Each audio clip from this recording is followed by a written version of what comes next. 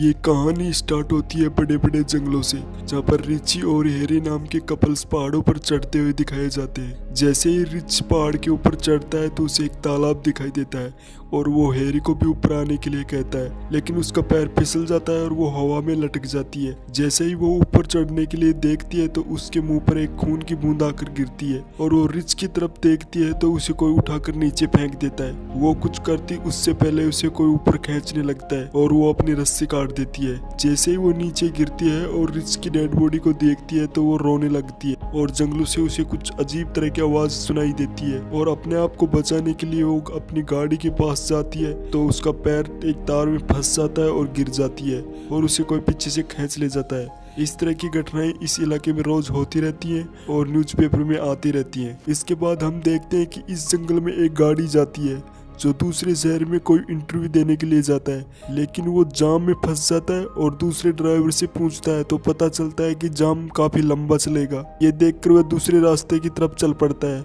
और अचानक उसे एक गेस्ट हाउस दिखता है और वह वहां पर जाता है और फोन करने की कोशिश करता है, लेकिन वो नहीं हो पाता है। गेस्ट हाउस के मालिक की तरफ देखता है तो वो कुछ अजीब और बीमार दिखाई देता है। वह वहाँ पर एक नक्शा देखता है जिसमें वह शहर तक जाने का रास्ता देखता है और गेस्ट हाउस के मालिक से पूछता है तो वो वहां पर जाने की सलाह दे देता है और वह वहां से चल पड़ता है। अचानक उसे रास्ते में एक हिरन दिखाई देती है। उसे देखने के चक्कर में सामने खड़ी गाड़ी से उसका भयानक एक्सीडेंट हो जाता है, लेकिन उसे कोई भारी चोट नहीं आती है।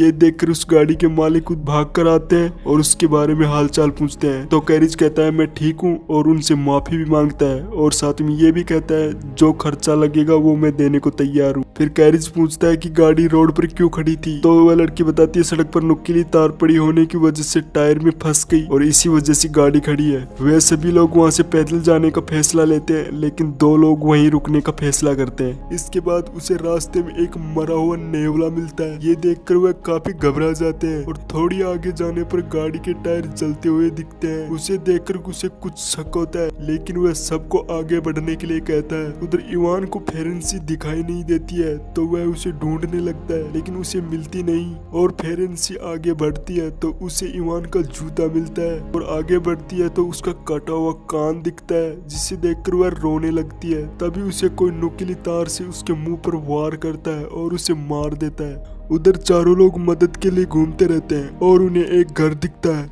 वह उसमें चले जाते हैं जहाँ पर उसे एक नुकीला तार मिलता है जिसकी वजह से उसकी गाड़ी पंचर हुई थी और फिर बाद में फ्रिज खोलते हैं और उसे देखकर तो उसके होश उड़ जाते हैं क्योंकि उसमें एक इंसानी मांस था। वह ये देखकर वहाँ से भागने लगते हैं, लेकिन इतने में एक गाड़ी आ जाती है और वह घर में ही कैद हो जाते हैं। एक आदमखोर घर में घुसता है और फेरेंसी की लाश को बड़ी बेरहमी से नीचे गिराता है। ये देखकर वह डर जाते हैं। फिर वह उसको टेबल पर रखकर काटने लगते हैं। वह इतने डर जाते हैं कि एक दूसरे के मुंह पर हाथ रखना पड़ता है ताकि आवाज बाहर न निकले। कुछ देर बाद आदमखोर सो जाता है। मौके का फायदा उठाकर वे वहां से भागने लगते हैं, लेकिन आदमखोर उसे देख लेता है और ट्रक से उसका पीछा करने लगता है। अब कैरिज उन आदमखोरों की गाड़ी को चुराने का फैसला करता है, लेकिन उसके पैर में वो गोली मार देते हैं। फिर एक जना उसमें से उनका ध्यान भटकाता है और आवाज देकर जंगल की तरफ भागता है। वे उसका पीछा करने लगते हैं। उधर वो तीनों उस गाड़ी को लेकर भाग जाते हैं। फिर वह उसके पास आकर मिलने वाला ही था, लेकिन पीछे से कोई उसे तीर मारता है और वह वहां पर मर जाता है। लेकिन वह तीनों वहां से फिर भाग जाते हैं और रास्ते में उसका ट्रक फंस जाता है, जिसके कारण उसे मजबूरन उसे छोड़ना पड़ता है। फिर आगे चलते हुए उसे एक टावर दिखाई देता है। वह वहां पर जाते हैं, लेकिन वहां पर कोई नहीं होता है। उसे वहां पर कुछ दवाइयां मिलती हैं जिससे वह उसकी पट्टी करती है। वहां पर एक रेडियो मिलता है जिसे आवाज देने पर सामने से कोई रिप्लाई नहीं आता है। एक आदमखोर उसे देख लेता है और वह टावर पर चढ़ने लगता है और टावर को आग लगा देता है। ये देखकर वह काफी ज्यादा घबरा जाते हैं और नीचे देखते हैं तो उसे कुछ पेड़ दिखाई देते हैं। इस पर कूदकर वह अपनी जान बचाना चाहते हैं और फिर एक एक करके सारे कूदने लगते हैं, लेकिन फिर भी एक आदमखोर उसे देख लेता है और उनमें से एक लड़के पर धारदार हथियार से वार करता है। ये वार इतनी खतरनाक थी कि सर ऊपर और शरीर नीचे गिर जाता है। फिर कैरिज कुछ प्लान बनाता है और उस आदमखोर को नीचे गिरा देता है और फिर वहां से भाग जाते हैं और एक झरने के पास जाकर छुप जाते हैं। वह वहीं सो जाते हैं और सुबह होते ही रास्ते की तलाश में निकलते हैं। फिर एक आदमखोर उस पर हमला कर देता है जिससे कैरिज नीचे गिर जाता है और वह लड़की को अपने साथ लेकर भाग जाता है। इतने में एक पुलिस की गाड़ी आती है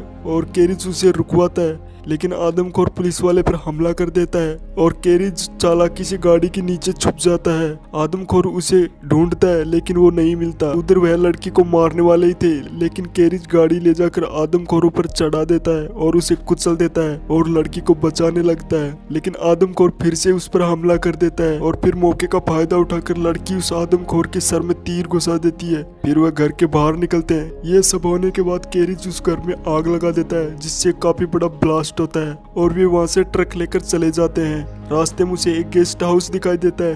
वहां पर उसे एक नक्शा मिलता है, उसके जरिए वे अपने शहर तक पहुंच जाते हैं और ये मूवी यहीं समाप्त हो जाती है। अगर ये एक्सप्लेनेशन आपको पसंद आई तो वीडियो को लाइक करना और इस मूवी के और अगले पार्ट देखने के लिए चैनल को सब्सक्राइब कर लेना।